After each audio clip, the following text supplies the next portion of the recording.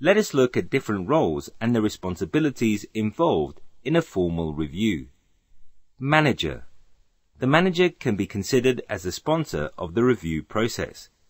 He is involved in the reviews as he or she decides on the execution of reviews, allocates time in project schedules, and determines whether review objectives have been met.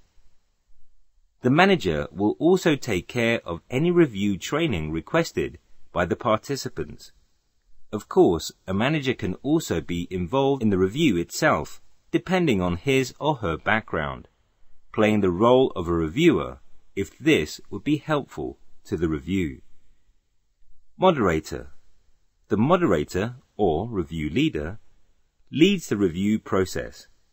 He or she determines, in cooperation with the author, the type of review, approach, and the composition of the review team.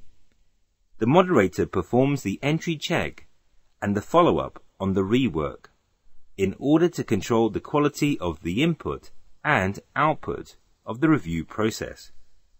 The moderator also schedules the meeting, disseminates documents before the meeting, coaches other team members, paces the meeting, leads possible discussions, and stores the data that is collected. Author.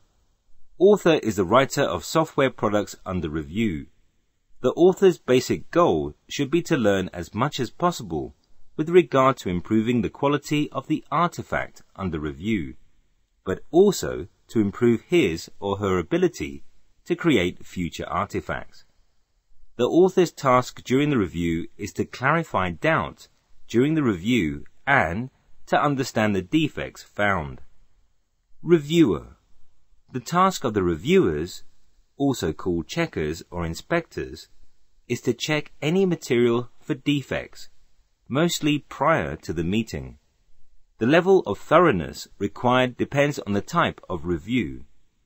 The level of domain knowledge or technical expertise needed by the reviewers also depends on the type of review.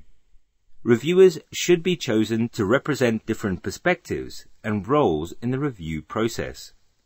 In addition to the artifact under review, the material reviewers receive includes source documents, standards, checklists, etc. In general, the fewer source and reference documents provided, the more domain expertise regarding the content of the document under review is needed. Recorders. The person who records each defect mentioned and any suggestions for process improvement during a review meeting on a logging form.